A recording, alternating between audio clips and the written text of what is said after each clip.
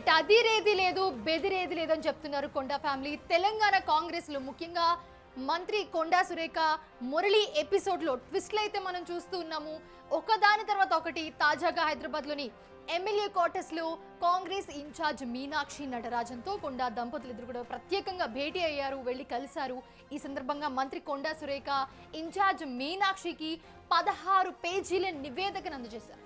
ఈ నివేదికలో వరంగల్ జిల్లాలో గ్రూప్ రాజకీయాల గురించి చాలా క్లియర్గా వివరించినట్లుగా కూడా తెలుస్తోంది. అసలు ఏం జరుగుతోంది, వీళ్ళ నివేదికలో ఏం ప్రస్తావించారు, అలాగే కొండా ఫ్యామిలీ మీద వస్తున్న ఆరోపణలు ఏంటి, వీటన్నిటి గురించి మనతో మాట్లాడడానికి మా కరెస్పాండెంట్ రానా జాయిన్ అవుతున్నారు. రానా, ప్రస్తుతం మనం చూస్తున్నాము ఏం జరుగుతోంది, కొండా సురేష్ వ్యాఖ్యలు చూస్తున్నాము, ఏం జరుగుతుంది, అసలు క్లారిటీ అనేది కనిపించట్లేదు.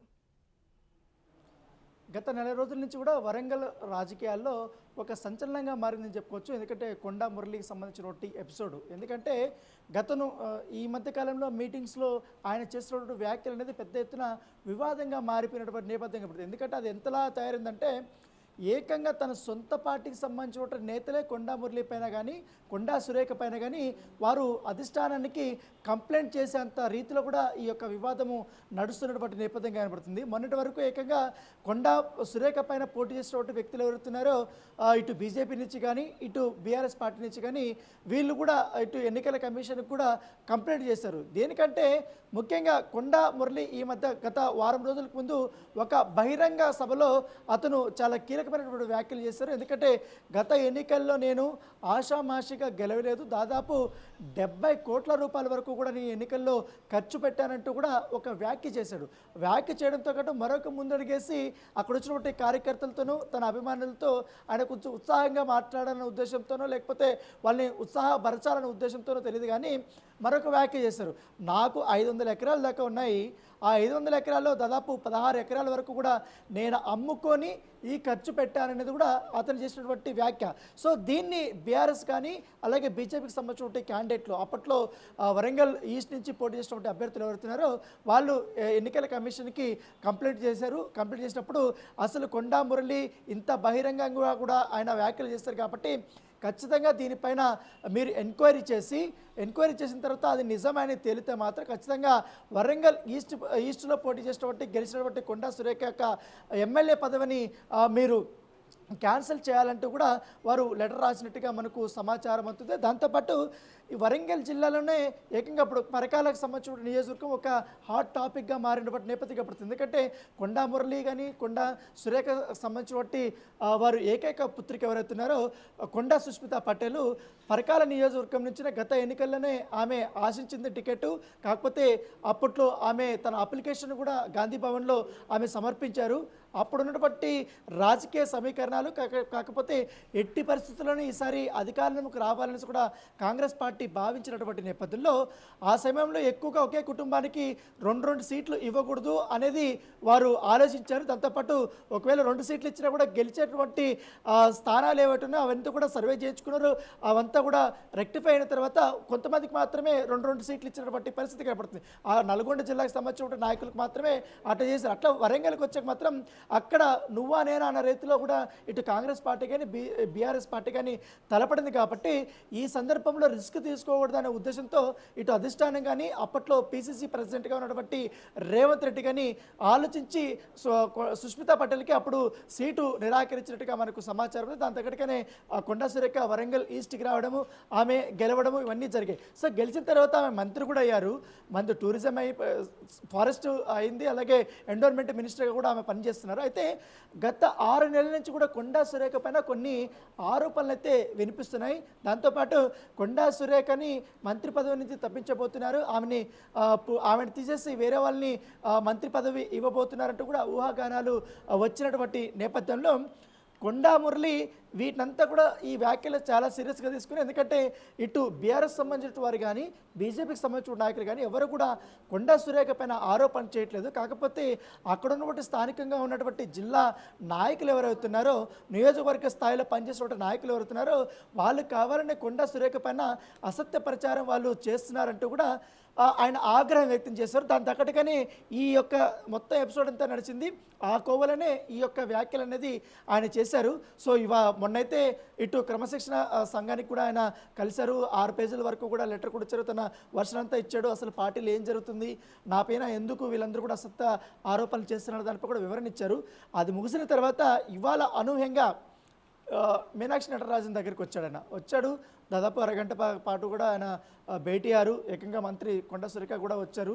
వచ్చిన తర్వాత 16 పేజీల పాటు వాళ్ళు గతంలో కాంగ్రెస్ పార్టీకి ఏ విధంగా వచ్చారు, కాంగ్రెస్ పార్టీకి వచ్చిన తర్వాత ఏ రకమైనటువంటి కార్యక్రమాలను వారు చేపడుతున్నారు, మంత్రి అయిన తర్వాత ఎలాంటి కార్యక్రమాలు చేపడుతున్నారు, దాంతోపాటు కాంగ్రెస్ పార్టీ అభివృద్ధి కోసం జిల్లా మొత్తంగా తన అనుచర వర్గం ఉంది కాబట్టి వారిని అందరూ కూడా తాటిపైకి తీసుకొని వచ్చి ఇవంతా కూడా మేము కార్యక్రమాలు చేస్తుంటే మా పైన బురద జాలుతున్నారంటూ కూడా అతను ఇవాళ వివరణ ఇచ్చినట్టుగా మనకు సమాచారం అవుతుంది. సో వివరణ ఇచ్చినప్పటికీ కూడా ఆయన ఒక కామెంట్ చేశాడు, నా పైన ఎవరు ఏం మాట్లాడినా ఎన్ని కుట్రలు చేసినా నేను అదిరేది లేదు, నేను పెద్ద పెద్ద వ్యక్తులకే భయపడలేదు, నా పైన ఎన్నో కేసులు పెట్టారు, ఆ కేసులకే నేను పెద్దగా భయపడలేదు, ఇప్పుడేంటి నేను భయపడేది అన్నట్టు కూడా అతను కామెంటు చేసినటువంటి నేపథ్యం. కాబట్టి దాంతోపాటు కాంగ్రెస్ పార్టీని బతికించడమే నా ఉద్దేశం, రాహుల్ గాంధీని ప్రధానమంత్రిగా వచ్చే ఎలక్షన్లో చూడడమే నా యొక్క ఉద్దేశము అంటూ కూడా ఆయన కుండబద్దలు కొట్టేశాడు. అంటే నేను పార్టీకి వీర విధేయుడిగా ఉన్నాను, కాకపోతే ఇప్పుడు స్థానిక ఎలక్షన్స్ రాబోతున్నాయి కాబట్టి ఈ క్షణంలో నేను అందరితో కూడా కలిసి నేను మాట్లాడాల్సిన అవసరం ఉంటుంది. పైగా నేను బీసీ నాయకుడిగా ఉన్నాను, బీసీలందరూ కూడా నా వెంట వస్తున్నారు, నేను మొదటి నుంచి కూడా అగ్ర వర్ణాలపైన నేను పోరాటం కూడా చేశానంటూ కూడా తన వర్షం ఆయన చెప్పుకుని వచ్చాడు. దాంతోపాటు ప్రజా సమస్యలు తీర్చుకునేందుకు చాలామంది నన్ను కలిసి వస్తుంటారు, నా వల్ల అయితే కొన్ని పనులు అవుతాయనే ఉద్దేశంతో వస్తుంటారు, సో అంత మాత్రాన నెగిటివ్గా ఎందుకు తీసుకుంటారనేది కూడా తను చెప్తున్నటువంటి వర్షను. మరోవైపు ఇటు ముఖ్యమంత్రి గారు కూడా కావాలంటే కలిసి నా వర్షను నేను వినిపిస్తానంటూ కూడా అతను ఈ 16 పేజీల యొక్క యాక్షన్ ప్లాన్ ఎలా ఉండబోతుంది కొండా ఫ్యామిలీ? ఎందుకంటే ఇప్పుడు కొండా ఫ్యామిలీలో ఇప్పుడు కొండా సుష్మిత ప్లాన్ చూసినా కూడా ఇప్పుడు సోషల్ మీడియాలో పరకాల గురించి ప్రస్తావించడం కానీ ట్వీట్ చేయడం కానివ్వండి, ఇవన్నీ చూస్తుంటే ఎలా ఉండబోతుంది వీళ్ళ యాక్షన్ ప్లాన్ ముందు? ఎస్, ఎగ్జాక్ట్గా. ఎందుకంటే ఈ 2 నెలల నుంచి జరుగుతున్న ఎపిసోడ్ని ఒకసారి మనం క్షుణ్ణంగా పరిశీలిస్తే మాత్రం వీళ్ళ టార్గెట్ అంతా రాజకీయపరమైనటువంటి విమర్శలకి కౌంటర్లు ఇవ్వడం కాదు, వీళ్ళ అసలైన టార్గెట్ పరకాల నియోజకవర్గం. పరకాల నియోజకవర్గం పైనే మొదటి నుంచి కూడా సుష్మిత పటేల్ కన్ను వేసింది కాబట్టి, పైగా గతంలో కూడా వీళ్ళు ప్రాతినిధ్యం వహించారు కొండా ఫ్యామిలీ. కొండా సురేఖ కూడా అక్కడే గెలిచినటువంటి సందర్భం కూడా ఉంది. గతంలో కూడా ఆమె వైఎస్ఆర్ కాంగ్రెస్ పార్టీ నుంచి కూడా పోటీ చేసినప్పుడు చాలా స్వల్ప ఓట్ల తేడాతో ఆమె ఉప ఎన్నికల్లో ఓడిపోయింది. తర్వాత కొన్ని పరిణామాల వల్ల బీఆర్ఎస్కి వెళ్ళడము, తర్వాత ఇప్పుడు బీఆర్ఎస్ నుంచి కూడా ఆమె కాంగ్రెస్ పార్టీకి వచ్చి వరంగల్ ఈస్ట్కి మారినటువంటి సందర్భం కనపడుతుంది. వచ్చే ఎలక్షన్లో ఎట్టి పరిస్థితులను కొండా మురళీకి సంబంధించినటువంటి కూతురు ఎవరుతున్నారో సుష్మితా పటేల్ని అక్కడి నుంచి బరిలోకి దించాలి. ఇప్పుడు అక్కడ ఉన్నటువంటి స్థానికంగా సిట్టింగ్ ఎమ్మెల్యే ఎవరుతున్నారో రేవూరు ప్రకాష్ రెడ్డి, ఆయనతో కూడా పేచి పెట్టుకోవడానికి వీళ్ళు రెడీ అయ్యారు. దాని తగ్గట్టుగానే వీళ్ళు తమకు అనుకూలమైనటువంటి వ్యక్తులంతా కూడా ఏకతాటిపైకి తీసుకుని వచ్చి కాంగ్రెస్ నాయకులపైన వీళ్ళు టార్గెట్ చేసే విధంగా వీళ్ళ చర్యలు ఉన్నాయి. చాలా దుందుడుగ్గా ఉన్నాయి, ఏకపక్షంగా కూడా వెళ్తున్నారు.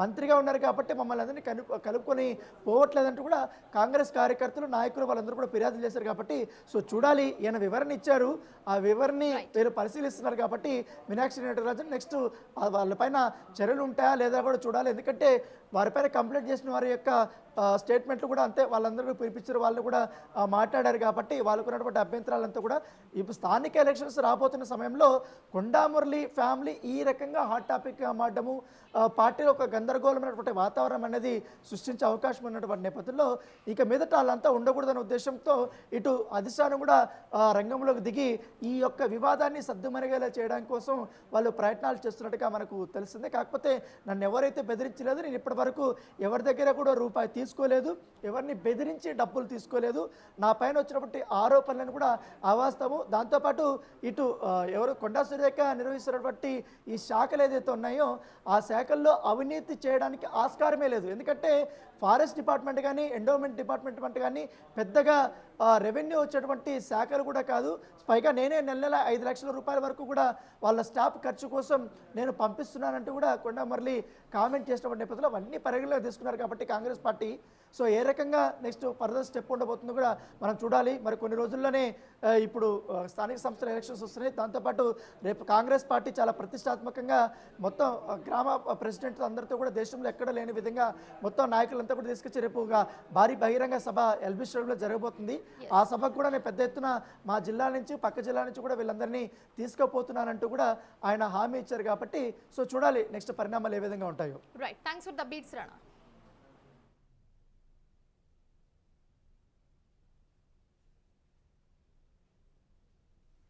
ఎస్, చూస్తూ ఉన్నాము కొండ సురేఖకి సంబంధించి అలాగే కొండ ఫ్యామిలీలో ఏదైతే జరుగుతుందో అవన్నింటికి సంబంధించి క్లియర్ అప్డేట్స్ చూద్దాం. చూడాలి మరి ముందు ముందు ఏం జరుగుతుందో.